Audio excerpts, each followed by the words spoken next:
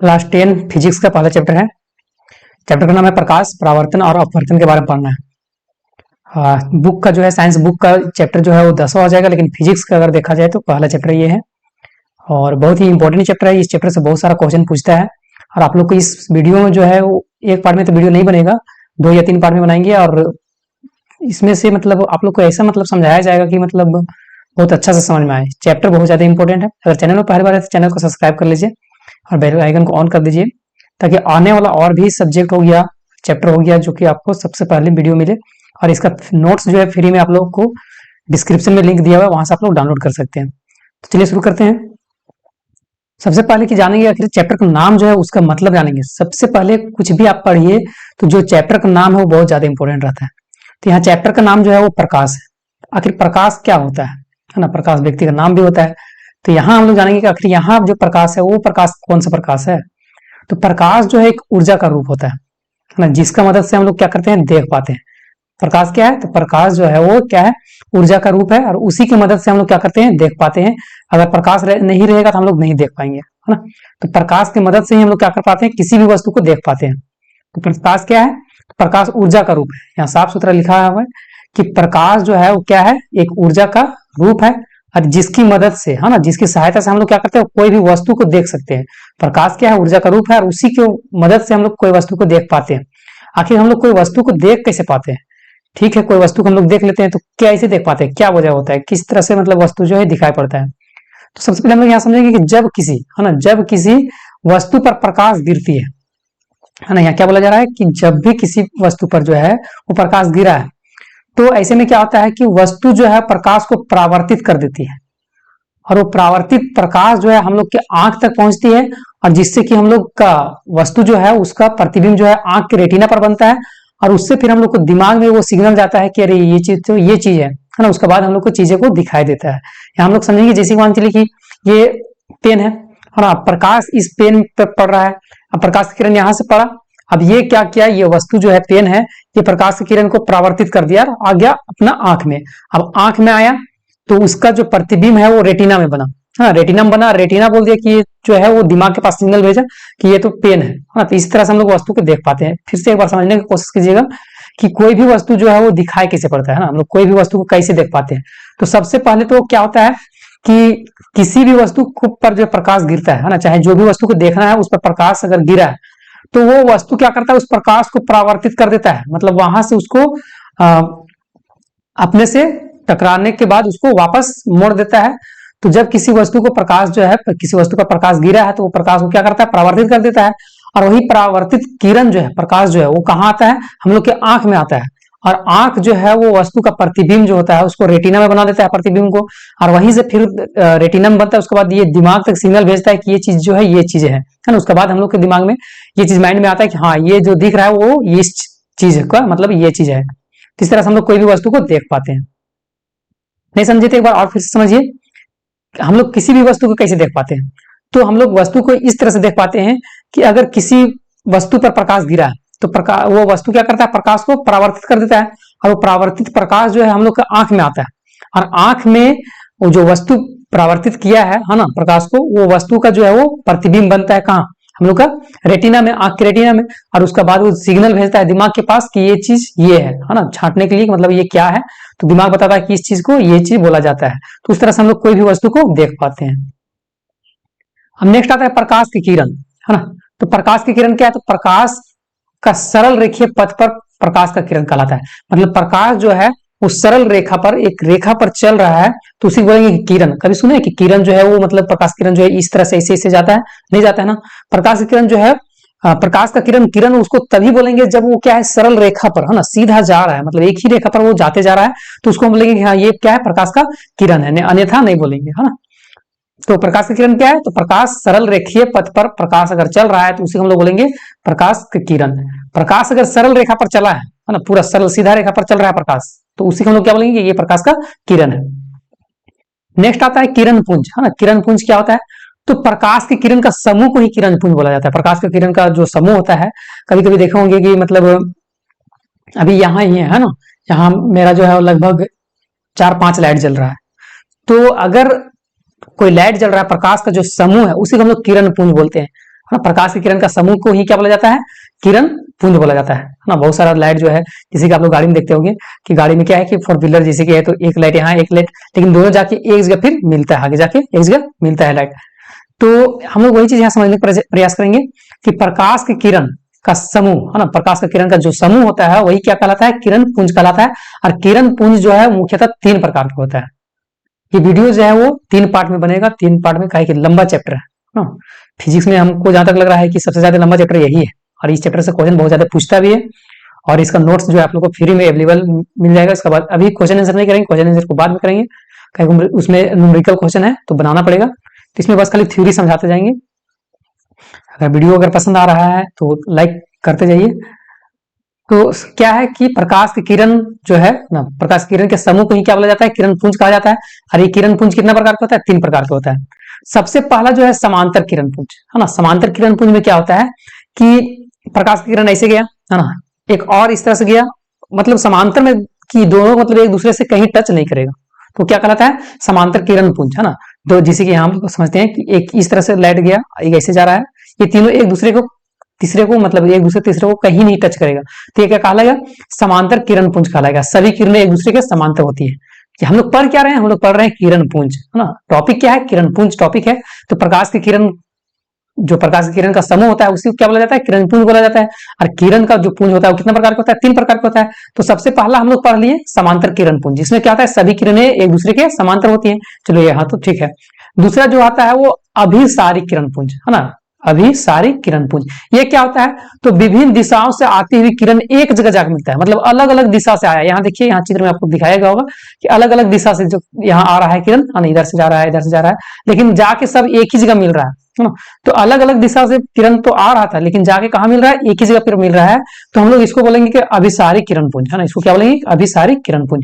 मतलब अलग अलग दिशा से, विभिन्न दिशा से किरण आ रहा है और कहीं ना कहीं एक जगह जाके वो सब मिल रहा है, तो उसको हम लोग बोलेंगे अभिसारी किरण पुंज। समझ में आया ये।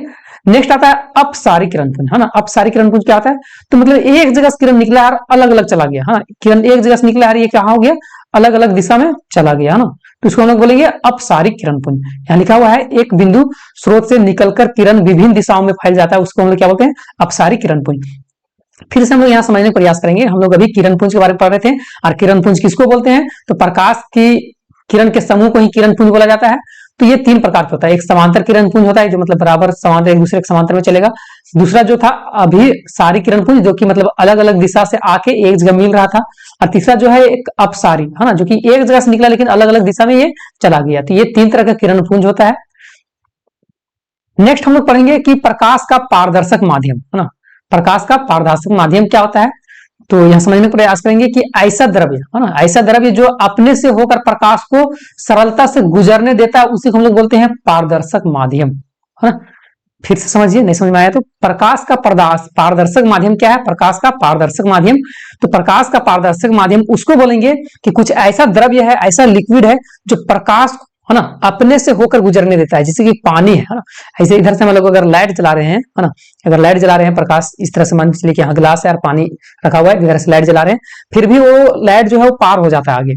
मतलब पानी यहाँ क्या किया कि लाइट जो था है ना, प्रकाश जो था उसको अपने से होकर आगे बढ़ने के लिए दिया है ना। तो उसको हम लोग बोलेंगे कि प्रकाश का पारदर्शक माध्यम। नहीं समझ में आया तो फिर से एक बार समझिए कि ऐसा द्रव्य, ऐसा लिक्विड जो प्रकाश को क्या करता है, सरलता से अपने से होकर, मतलब अपना अंदर से होकर उसको जाने देता है आगे, तो उसी को हम लोग बोलते हैं प्रकाश का पारदर्शक माध्यम। जैसे पानी हो गया, कांच हो गया है ना, ये सारा चीज। नेक्स्ट आता है कि प्रकाशिकी क्या है ना। प्रकाशिकी क्या है, तो विज्ञान का वह शाखा है ना, विज्ञान का वह ब्रांच जिसमें प्रकाश के प्रकृति के बारे में, प्रकाश के गुण के बारे में, ये सब के बारे में पढ़ा जाता है, उसी को प्रकाशिकी कहा जाता है। नहीं समझ में आया, फिर से समझिए कि विज्ञान का वह ब्रांच, विज्ञान का वह शाखा जिसमें प्रकाश के बारे में पढ़ा जाता है ना, प्रकाश के प्रकृति के बारे में पढ़ा जाता है, प्रकाश के गुण के बारे में पढ़ा जाता है ना। मतलब मिला जुला के प्रकाश के बारे में जो चीज अध्ययन किया जाता है उसी को हम लोग क्या बोलते हैं, प्रकाशिकी बोलते हैं। नेक्स्ट आता है किरण प्रकाशिकी क्या है। तो अभी प्रकाशिकी में हम क्या बताएं, प्रकाश के बारे में पढ़ा जाता है। किरण प्रकाशिकी में जो है वो किरण के बारे में पढ़ा जाता है, किरण को माध्यम मान के, किरण को मेन मुद्दा मान के और उसके बारे में पढ़ा जाता है, उसी को हम लोग क्या बोलते हैं, किरण प्रकाशिकी है ना। प्रकाशिकी का वह भाग जो कि प्रकाश को किरण के रूप में मानकर उसको गति का अध्ययन किया जाता है, उसी को हम लोग क्या बोलते हैं, प्रकाश के किरण प्रकाशिकी बोलते हैं। और इसके अंदर में जो है परावर्तन और अपवर्तन गुण आता है ना, प्रकाश किरण के अंतर्गत में। नेक्स्ट आता है तरंग प्रकाशिकी क्या है। तो प्रकाशिकी का वह भाग जो प्रकाश का तरंग के रूप में मानकर उसको अध्ययन किया जाता है, उसे क्या बोला जाता है, तरंग प्रकाशिकी बोला जाता है। नेक्स्ट आता है मेन इंपॉर्टेंट क्वेश्चन है ये, विवर्तन क्या है ना, विवर्तन क्या है। तो अधि प्रकाश का पथ में रखी हुई अपारदर्शी वस्तु है ना, ये समझिएगा कि प्रकाश जिस रास्ते पर चल रहा है और वहां जो है वो कोई वस्तु रखा हुआ है जो कि अत्यंत छोटा है, तो ऐसे में क्या होता है ना, प्रकाश जो है वो जा रहा था ना, तो उससे हट के थोड़ा सा ऊपर से और उसका बाद वो प्रकाश आगे बढ़ता है। विवर्तन में आप लोग समझिएगा कि अधि प्रकाश के पथ में कोई अपारदर्शी वस्तु, मतलब जो कि प्रकाश को एक साइड से उधर नहीं जाने देगा, अपारदर्शी वस्तु मतलब एक साइड से दूसरा साइड उसको नहीं देख सकते हैं, तो वैसा वस्तु है और बहुत छोटा है। तो प्रकाश सरल से है ना, प्रकाश क्या है कि सरल रेखा में चलने के बजाय वो क्या होगा, जैसे कि मान के चलिए कि अभी इसको ले लेते हैं ना, ये है प्रकाश की किरण, जो प्रकाश के मतलब रास्ता है उसमें ये आ गया। अब ऐसे में क्या है कि हम लाइट इधर से जलाएं, अब ये क्या होता है कि लाइट जलाएं है ना, ये पर तो अपारदर्शी वस्तु है, लेकिन प्रकाश यहाँ से कट के थोड़ा सा ऊपर से ऐसे फिर उसके बाद जाने लगेगा, तो इसी हम लोग बोलते हैं विवर्तन बोलते हैं ना। तो प्रकाश का पथ में रखी अपारदर्शी वस्तु अत्यंत छोटा होता है और प्रकाश सरल रेखा में चलने के बजाय इससे थोड़ा सा किनारे से मुड़ जाता है ना। अभी जैसे कि अभी बता रहे थे कि ये जो है प्रकाश, अगर यहाँ लाइट जलाए हैं तो प्रकाश ये अपारदर्शी वस्तु है, लेकिन जलाएं फिर भी जो है प्रकाश इससे हट के ऊपर हट के ये आगे बढ़ेगा। तो प्रकाश के प्रभाव का कारण ये जो है प्रकाश का विवर्तन कहलाता है। यह तभी समझा जा सकता है जब प्रकाश जो है वो प्रकाश को किरण मानेंगे तब। कुछ घटना ऐसे भी होता है प्रकाश विद्युत प्रभाव होता है, ये सारा चीज देखिएगा। नेक्स्ट आता है मोस्ट वीवीआई क्वेश्चन है ना, मोस्ट वीवीआई ये है प्रकाश का परावर्तन क्या होता है। चैप्टर जो था, चैप्टर का मेन जो है ना, मेन जो है बोला जाए प्रकाश का परावर्तन और अपवर्तन, यही दोनों जो है क्या है, मेन टॉपिक है। तो प्रकाश का परावर्तन क्या होता है, तो जब प्रकाश है ना, जब प्रकाश की किरण जो है वो किसी चमकीली सतह से टकरा कर उसी माध्यम में वापस लौट जाती है, तो उसी को हम लोग बोलते हैं प्रकाश का परावर्तन। नहीं समझ में आया होगा, जैसे कि अभी हम लोग ले लेते हैं ये डायरी ले लेते हैं ना, ये मान के चलिए कि अगर कोई ये जो है वो चमकीली सतह है, अब प्रकाश की किरण यहाँ पड़ा है ना, ये चमकीली सतह है, प्रकाश की किरण यहाँ से पड़ा और इसके बाद यहाँ से पड़ने के बाद ये यहाँ से मुड़ के इधर चला गया, ऐसे नहीं समझ में आ रहा है तो एक और चीज समझाते हैं। जैसे कि ये है ना, अभी अगर हम लाइट जलाते हैं है ना, इधर से इस तरह से अगर लाइट जलाते हैं है ना, यहाँ लाइट जलाते हैं तो लाइट यहाँ से टकराने के बाद ये क्या होगा, वापस वो लाइट उधर मुड़ जाएगा, तो इसको हम लोग क्या बोलेंगे कि प्रकाश का यहाँ परावर्तन हुआ है ना। तो यहाँ हम लोग समझते हैं इसका डिफिनेशन बढ़िया से कि प्रकाश का परावर्तन क्या है। तो प्रकाश की किरण जब किसी चमकीली सतह पर है ना, प्रकाश किरण जब किसी चमकीली सतह पर टकराकर उसी दिशा में मुड़ जाता है तो उसे हम लोग क्या बोलते हैं, प्रकाश का परावर्तन कहते हैं।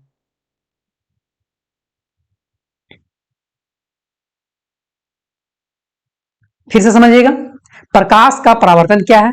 तो जब प्रकाश की किरण किसी माध्यम से है ना या किसी ताल से टकराकर उसी माध्यम में क्या होता है, वापस मुड़ जाता है, मतलब जिस तरह से टकराया उसी तरह से वापस मुड़ गया, उसी को हम लोग क्या बोलते हैं, प्रकाश का परावर्तन बोलते हैं। और इसके चलते प्रकाश का परावर्तन के चलते बहुत सारी घटनाएं होती है, क्या क्या घटनाएं होती है वो सब हम लोग अभी आगे जानेंगे है ना। जो इंद्रधनुष बनता है, ये सारा चीज, वो सारा चीजें हम लोग पढ़ने वाले हैं। तो प्रकाश का परावर्तन समझ में आया, नहीं समझ में आया तो लास्ट बार फिर से समझिए कि जब किसी चमकीली सतह पर प्रकाश टकराकर वापस उसी दिशा में मुड़ जाता है तो उसे हम लोग क्या बोलते हैं, प्रकाश का परावर्तन बोलते हैं। परावर्तन जो है, प्रकाश का परावर्तन दो तरह होता है ना। प्रकाश का परावर्तन कितना तरह होता है, दो तरह होता है। पहला जो है वो विस्तृत परावर्तन, जिसको हम लोग अनियमित परावर्तन बोलेंगे, जब प्रकाश का किरण जो है खुरदरे है ना, खुरदरे जो पृष्ठ है उस पर जो है वो टकराकर है ना मुड़ता है, जिसे मतलब कि यहाँ आप लोग के चित्र में दिख रहा होगा इस जगह पर कि ये एक नीचे जो है वो चमकीला सतह है ना, खुदरा पृष्ठ है। अब यहाँ खुदरा पृष्ठ है तो प्रकाश की किरण जो है वो इधर से आया तो उसी दिशा में नहीं मुड़ा है ना, कभी इधर उधर मतलब भाग जा रहा है, प्रकाश जो है वो किरण भाग जा रहा है। जैसे कि आप लोग समझिएगा पहले कि कोई मतलब इस तरह से पृष्ठ है ना, कोई इस तरह से जमीन है, अब वहां कोई बॉल फेंके हैं तो बॉल फेंके हैं तो बॉल वहां लगेगा ना, तो उसके बाद ये जरूरी नहीं कि बॉल आप ही के पास आएगा, बॉल किधर भी जा सकता है ना, क्योंकि वहां किस तरह पृष्ठ है, वहां खुदरा पृष्ठ है। लेकिन वही अगर पूरा है ना समतल अगर पृष्ठ रहा तो बॉल फेंके हैं तो वापस आपके पास आएगा, फिर फेंके वापस आपके पास आएगा। लेकिन अगर ऊपर नीचे वाला जो है जगह है तो बॉल अगर फेंक रहे हैं तो हो सकता है कि उधर भाग जाए है ना। तो वही तरह से हम लोग यहाँ समझेंगे विस्तृत परावर्तन में क्या होता है, जिसको अनियमित परावर्तन बोलेंगे जब प्रकाश क्षुद्र पृष्ठ पर आपतित होता है तो उसी के माध्यम से जो है वो सभी दिशाओं में वो क्या होता है, फैल जाता है। इसको हम लोग बोलते हैं विसरित परावर्तन। नेक्स्ट जो है वो नियमित परावर्तन, ये जो है वो नियम के अनुसार होता है। जब प्रकाश की किरण जो है ना, जब प्रकाश जो है वो चिकनी समतल पृष्ठ पर आपतित होता है तो उसी माध्यम से विशिष्ट दिशा में परावर्तित हो जाता है। इसको हम लोग नियमित परावर्तन बोलते हैं। सीधा सीधी आप लोग समझिए कि अगर ये खुरदरा पृष्ठ है तो प्रकाश की किरण ऐसे आ रहा है तो हो सकता है इधर मुड़ जाए, है ना, या फिर तो ऐसे आ रहा है तो हो सकता है कि इधर मुड़ जाए, मतलब नियमित रूप से नहीं मुड़ रहा है तो इसको हम लोग क्या बोलेंगे, अनियमित परावर्तक। लेकिन अगर प्रकाश का जो पृष्ठ जो है, परावर्तन पृष्ठ, वो चमकीला सतह है और एकदम पूरा मतलब समतल है तो प्रकाश किरण का होगा ऐसे पड़ा है तो ये ऐसे निकल जाएगा। फिर यहां से अगर मान चलिएगा ऐसे पड़ा है तो ऐसे निकल जाएगा, फिर यहां से ऐसे पड़ा है तो ऐसे निकल जाएगा, तो इसको हम लोग बोलेंगे नियमित परावर्तन बोलेंगे। अब मेन आता है यहाँ मेन टॉपिक जो है परावर्तन, प्रकाश के परावर्तन के नियम, ये मेन आप लोग का है। इसको बहुत बढ़िया समझिए, इसको अगर समझ लिए तो किसी प्रकार का दिक्कत नहीं होगा। प्रकाश के परावर्तन में हम क्या बताएं अभी कि किसी चमकीले सतह पर टकराकर प्रकाश किरण उसी माध्यम में मुड़ जाता है तो उसी को हम लोग क्या बोलते हैं, प्रकाश का परावर्तन बोलते हैं। अब यहाँ बात समझिएगा, जैसे कि यहाँ तो पहले छापा हुआ है, हम भी छापते हैं, है ना। एक ये चमकीला सतह हम छाप दिए हैं, इधर से पेंट किया हुआ है ना, इधर से पेंट किया हुआ है, इतना क्लियर है। अब यह चमकीली सतह है। अब हम लोग जानेंगे प्रकाश का परावर्तन का नियम के बारे में। तो जब कोई प्रकाश की किरण यहां से हम जलाए हैं, है ना, प्रकाश किरण ऐसे आया, इस जगह पर आ गया, है ना, इधर से टॉर्च जला दिए, बढ़िया समझिएगा, है ना, इधर से टॉर्च जला दिए, ये टॉर्च जल रहा है ना, ये क्या हुआ, टॉर्च इधर से जल रहा है। अब ये किरण जो है वो आ गया यहां पर, है ना, ये किरण जो है आ गया यहां। तो ये जो किरण यहां आया, किसी चमकीले सतह पर टकराने के लिए जो किरण जा रहा है तो उसको हम लोग बोलेंगे आपतित किरण, है ना। यहां से टॉर्च हम जलाए हैं और ये किरण जो है वो टकराने के लिए आ रहा है किसी चमकीली सतह पर, तो जो किरण, है ना, आ रहा है तो उसको हम लोग बोलेंगे आपतित किरण। ठीक है, किरण इधर से जलाए, यहां आ गया, टकरा गया। आप जिस बिंदु पर, है ना, जिस बिंदु पर टकराया है ना, ये क्या था, ये एक तरह का परावर्तक पृष्ठ है ना, ये क्या है, परावर्तक पृष्ठ है। तो ये परावर्तक पृष्ठ पर टकराने के लिए जो किरण आ रहा था उसको हम क्या बोले, आपतित किरण बोले। अब यहाँ टकराया जिस जगह पर, है ना, या फिर तो परावर्तक पृष्ठ का जो मेन केंद्र होता है, बिंदु, है ना, मेन मतलब बीच, जो बीचे बीच होता है, उसको हम लोग बोलते हैं ध्रुव बोलते हैं, है ना, क्या बोलते हैं, ध्रुव बोलते हैं। यहां समझिएगा। तो अब यहाँ किरण आया, टकरा गया, अब यहां से ये किरण मुड़ जाएगा इधर, इधर मुड़ गया, है ना, किरण इधर मुड़ गया। जो किरण आ रहा था टकराने के लिए उसको आपतित किरण बोलेंगे, जिस जगह पर टकराया वो ध्रुव हो गया, और वहां से वापस मुड़ने वाला किरण को हम लोग बोलते हैं परावर्तित किरण, है ना, ये किरण को क्या बोलेंगे, परावर्तित किरण। तो यहाँ आपतित किरण समझ में आया, ये किरण जो आ रहा था टकराने के लिए आपतित किरण हो गया, और टकराने के बाद वापस जो मुड़ गया उसको परावर्तित किरण बोलेंगे। यहां तक समझ में आया। अब यहां बात आता है कि अब ये दोनों के बीच में ध्रुव से लेके, है ना, ध्रुव से एक जो है, जहां ध्रुव, ध्रुव किसको बोलते हैं, तो जो परावर्तक पृष्ठ है उसका बीचों बीच को हम लोग ध्रुव बोलते हैं, है ना। यहां से एक जो है वो एक बिंदु हम लोग इस तरह से खींच दिए हैं जिसको हम लोग अभिलंब बोलते हैं, ये किसको बोलेंगे, अभिलंब बोलेंगे। अब आपतित किरण ये था, है ना, और ये अभिलंब था। तो आपतित किरण और अभिलंब के बीच में जो कोण बनता है ना, आपतित किरण और अभिलंब के बीच में जो कोण बना तो इसको हम लोग बोलेंगे आपतित कोण, है ना, इसको क्या बोलेंगे, आपतित कोण। ये जो हो गया हम लोग का आपतित कोण हो गया, जिसको आई से हम लोग दिखाते हैं। अब क्या हुआ कि ये क्या था, परावर्तित, ये परावर्तित किरण था। परावर्तित किरण और अभिलंब के बीच में यहां जो कोण बनेगा उसको बोलेंगे हम लोग ये परावर्तन कोण बोलेंगे, इसको आर बोलेंगे, आर से डिनोट करते हैं। यहां समझिएगा, यहां समझने वाला कितना बात है, तो समझने वाला बात जो है वो लिख देते हैं पहले।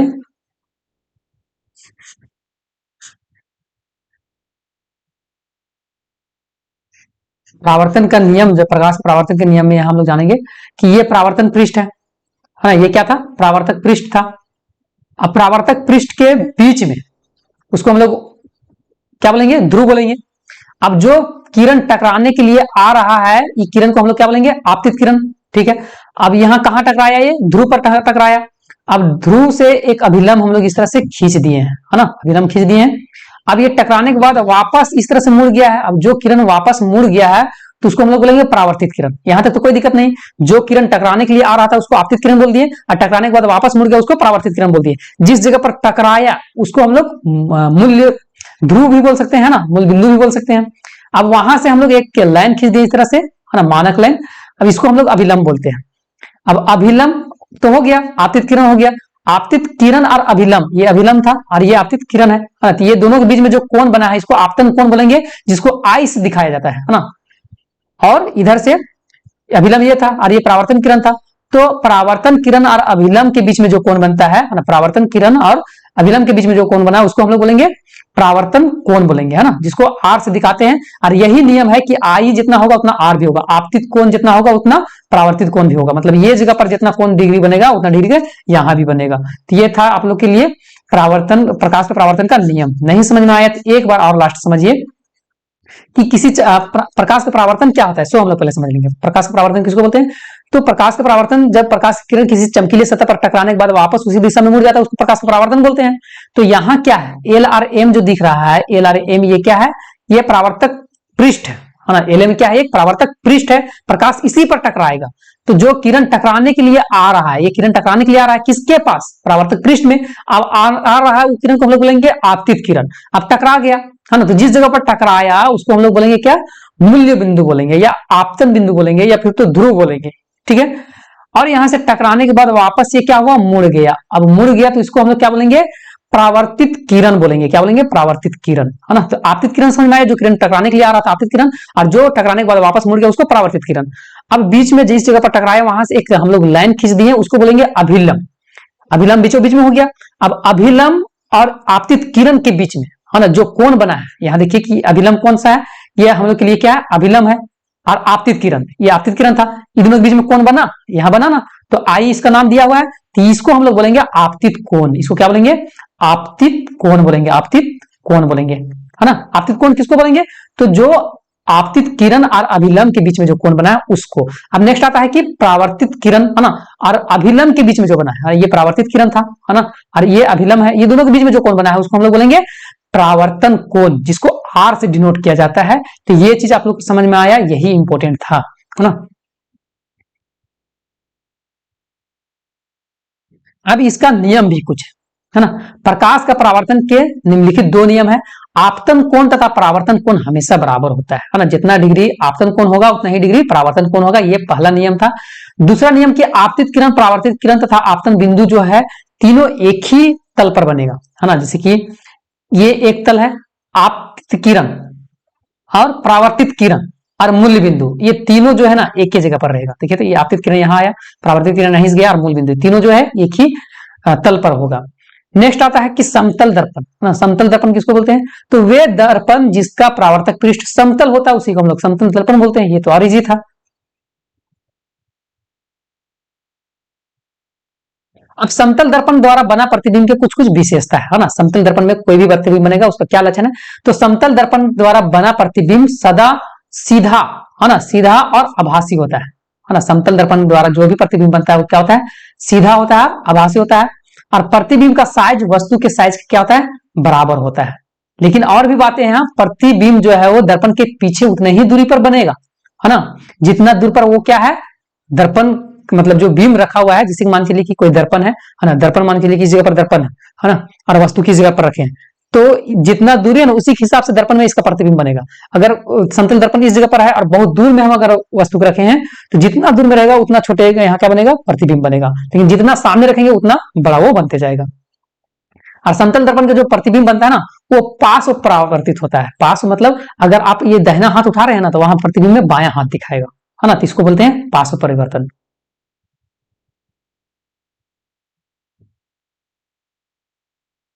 नेक्स्ट आता है गोलीय दर्पण।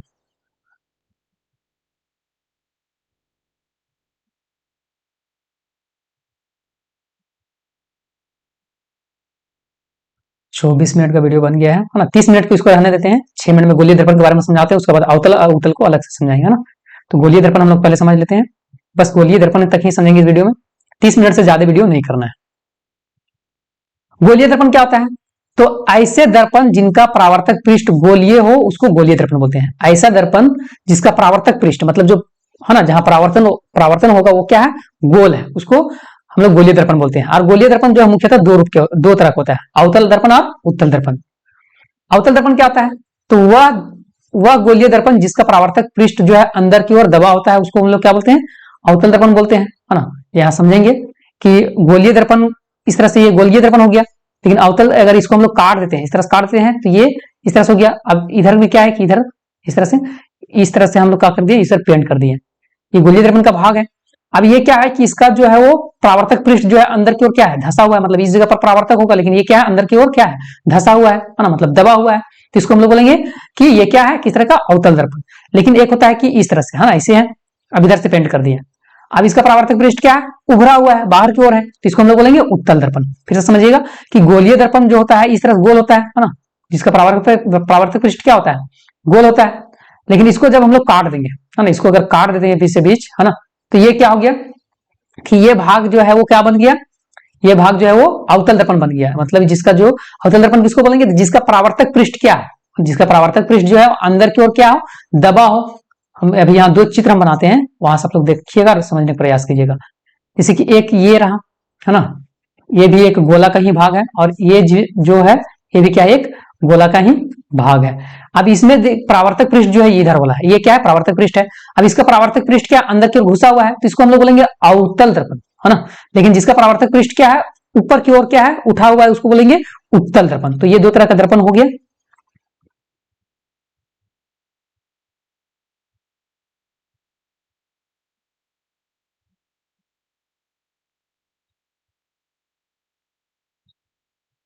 अब यहां हम लोग समझने का प्रयास करेंगे कि गोलीय दर्पण से जुड़ा कुछ महत्वपूर्ण परिभाषा, है ना, क्या क्या महत्वपूर्ण परिभाषा है।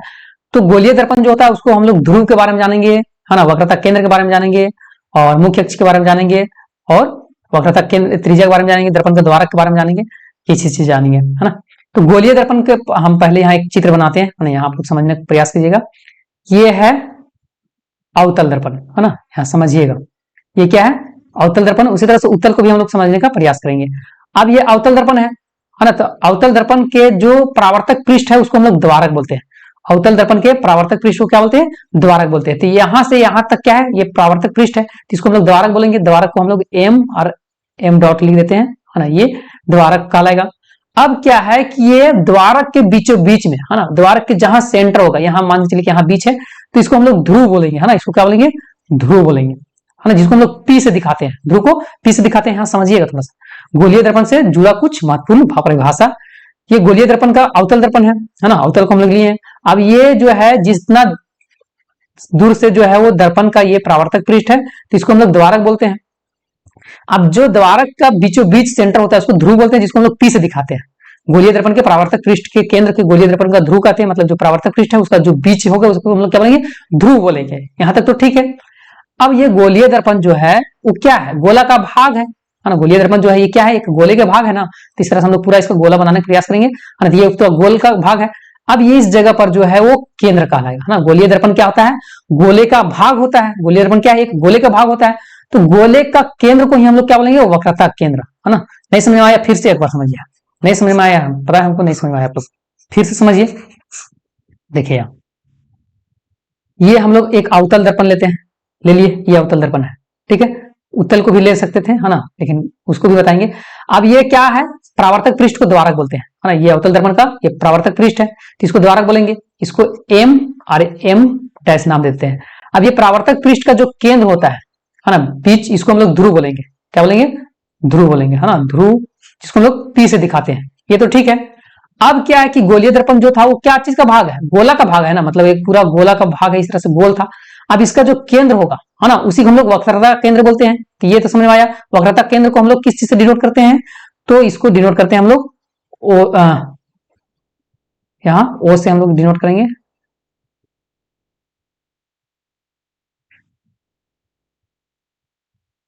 नेक्स्ट आता है कि मुख्य अक्ष, है ना। मुख्य अक्ष किसको बोलेंगे, तो ध्रुव और वक्रता केंद्र से एक अगर हम लाइन खींच दिए इस तरह से, है ना, ध्रुव मतलब पी से, है ना, ये इसको पी बोलते हैं। और वक्रता केंद्र को यहाँ, सॉरी, इसको सी से डिनोट करते हैं, ना, वक्रता केंद्र को सी से डिनोट करते हैं।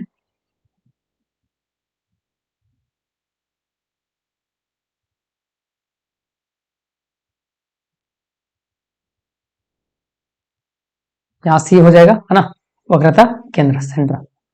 तो यहां समझिएगा, वक्रता केंद्र को सी से डिनोट करते हैं।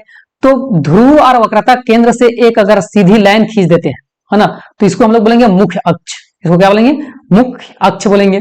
अब नेक्स्ट है कि वक्रता त्रिज्या किसको बोलेंगे, है ना। तो आप लोग जानते हैं कि मतलब वृत्त होता है ना, वृत्त का केंद्र से लेके, है ना, परिधि तक की दूरी को क्या बोलते हैं? त्रिज्या बोलते हैं।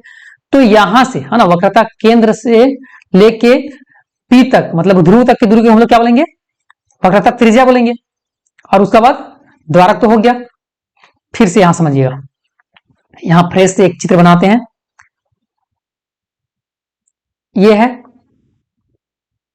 अवतल दर्पण। ये क्या है? अवतल दर्पण। अब अवतल दर्पण का परावर्तक पृष्ठ को हम लोग द्वारक बोलते हैं। तो यहां से लेके यहां तक क्या हो गया? इसको द्वारक बोलेंगे। मतलब जिस परावर्तक पृष्ठ को क्या बोलते हैं? द्वारक बोलते हैं। इसका नाम दे देते हैं एम, यहां एम डॉट, है ना। अब ये क्या है कि द्वारक का केंद्र को हम लोग ध्रुव बोलते हैं। कि द्वारक का केंद्र यहां है, मान लीजिए यहां बीच बीच है, तो इसको हम लोग क्या बोलेंगे? ध्रुव बोलेंगे, जिसको पी से हम लोग डिनोट करते हैं। ये तो हो गया। अब आता है कि वक्रता यहां जो है था, ये क्या है? गोलीय दर्पण एक गोले का भाग होता है ना, इस तरह से गोले का भाग होगा। अब इसका केंद्र कहीं तो होगा ना, है ना, यहाँ केंद्र होगा इस जगह पर। तो इसको हम लोग क्या बोलेंगे? इसको वक्रता केंद्र बोलेंगे। और इसको सी से दिखाते हैं, इसको क्या बोलेंगे? वक्रता केंद्र बोलेंगे। अब यहां से वक्रता केंद्र से ध्रुव तक की दूरी, है ना, यहां से लेके यहां तक की दूरी हम लोग क्या बोलेंगे? वक्रता त्रिज्या बोलेंगे। और इसको हम लोग आर से दिखाते हैं, है ना, बड़ा आर से दिखाते हैं। यहां तक क्लियर है? अब यहां से ध्रुव से लेके वक्रता केंद्र से होते हुए एक लाइन खींच दिए, तो इसको बोलते हैं हम लोग मुख्य अक्ष। इसको क्या बोलते हैं? मुख्य अक्ष बोलते हैं। यहां तक समझ में आया है ना। तो यहाँ नोट्स में भी वही चीज लिखा हुआ है। ध्रुव किसको बोलते हैं? तो गोलीय दर्पण का परावर्तक पृष्ठ के केंद्र को ही गोलीय दर्पण का ध्रुव कहते हैं। वक्रता केंद्र किसको बोलते हैं? गोलीय दर्पण जो होता है वो परावर्तक पृष्ठ जिसमें गोले का भाग होता है, और उसका केंद्र को ही हम लोग क्या बोलते हैं? वक्रता केंद्र बोलते हैं। ये तो समझ में आया, मुख्य अक्ष। तो ध्रुव से लेकर ध्रुव और वक्रता केंद्र से एक सीधा लाइन हम लोग खींच दिए, तो उसको क्या बोलेंगे? मुख्य अक्ष बोलेंगे। वक्रता त्रिज्या, तो वक्रता केंद्र और ध्रुव के बीच की दूरी को हम लोग क्या बोलते हैं? वक्रता त्रिज्या बोलते हैं। यहाँ तक ठीक है। द्वारक, जिसको मतलब परावर्तक पृष्ठ को द्वारक बोलते हैं। अब आता है यहां समझने वाली बात, मुख्य फोकस। मुख्य फोकस दोनों का अलग अलग होता है ना। मुख्य फोकस क्या होता है? दोनों का अलग होता है। अवतल दर्पण में अलग होता है और उत्तल दर्पण में अलग होता है। यहां देखिए, मुख्य फोकस जो है वो, मुख्य फोकस किसको बोलते हैं? तो जैसे कि प्रकाश किरण जो है वो परावर्तन के बाद जो है एक जगह पर टकराता है, उसी को हम लोग मुख्य फोकस बोलते हैं। जैसे मान लीजिए कि अवतल दर्पण था और ये उत्तल दर्पण है। तो अवतल दर्पण में क्या हुआ कि प्रकाश किरण ऐसे आया, है ना, ये भी आया, यह प्रकाश किरण सब आया, लेकिन यहां से परावर्तन होने के बाद सब जाके क्या हो गया? एक ही जगह जमा हो गया, है ना, एक जगह जमा हो गया। तो इसको बोलेंगे हम लोग मुख्य फोकस। क्या बोलेंगे? मुख्य फोकस, है ना। और मुख्य फोकस जो होता है, मुख्य फोकस के दुगुना होता है वक्रता केंद्र, है ना। वक्रता केंद्र का आधा होता है मुख्य फोकस। मतलब देखिए, अगर यहाँ मुख्य फोकस ये था, वक्रता केंद्र यहाँ है, तो वक्रता केंद्र यहां से यहां जो है वो दुगुना हो जाएगा, है ना। नहीं समझ में आया? फिर समझिए, मेरा बोलने का मतलब है कि मुख्य फोकस किसको बोलते हैं? तो प्रकाश का किरण परावर्तित होने के बाद, है ना, यहां आया, परावर्तित होने के बाद एक जगह जहां मिलता है उसी को हम लोग क्या बोलते हैं? मुख्य फोकस बोलते हैं, है ना। ये तो अवतल दर्पण में ये हो गया। उत्तल दर्पण में जो होता है ना, एक जगह नहीं, मतलब प्रकाश किरण एक जगह मिलवे नहीं करता है, ये चित्र आ जाता है। प्रकाश किरण ऐसा आया, ये इधर भाग गया, प्रकाश किरण आया, इधर ही भाग गया, ये आया, इधर भाग गया। लेकिन अगर ये इधर नहीं भागता तो एक जगह मिलता, इधर जाकर मिलता आगे, है ना। तो यहाँ मुख्य फोकस जो है वो उत्तल दर्पण में दर्पण के पीछे बनता है, और अवतल दर्पण में दर्पण के आगे बनता है ना। समझिएगा फिर से कि मुख्य फोकस किसको बोलते हैं? तो मुख्य फोकस प्रकाश के किरण परावर्तित के बाद, है ना, जिस बिंदु पर मिलता है उसको मुख्य फोकस बोलते हैं। अवतल दर्पण में अलग होता है, उत्तल दर्पण में अलग होता है। अवतल दर्पण में मुख्य फोकस दर्पण के आगे होता है, और उत्तल दर्पण में जो है मुख्य फोकस दर्पण के पीछे होता है ना। ये दोनों आप लोग यहाँ समझने की कोशिश कीजिएगा कि ये अवतल दर्पण है और ये उत्तल दर्पण है। यहाँ देखिए, दर्पण के आगे में जो सब किरण जो है, प्रकाश किरण एक जगह जमा हुआ है, लेकिन यहाँ जो है सब चित्र आ गया। मतलब यहाँ अगर नहीं चित्र आता तो क्या होता कि एक जगह यहाँ मिलता, तो मुख्य फोकस इसका यहाँ बना। और इसका जो एक यहाँ समझने वाली बात है कि जो वक्रता केंद्र होता है ना, वक्रता केंद्र जो होता है वो दुगुना होता है किसका? तो मुख्य फोकस का, है ना। मुख्य फोकस मतलब देखिए, वक्रता केंद्र सी को बोलते हैं, है ना। तो सी बराबर 2f, है ना, 2f होता है ना। मतलब जो है 2f होगा तब वक्रता केंद्र उसका बराबर होगा।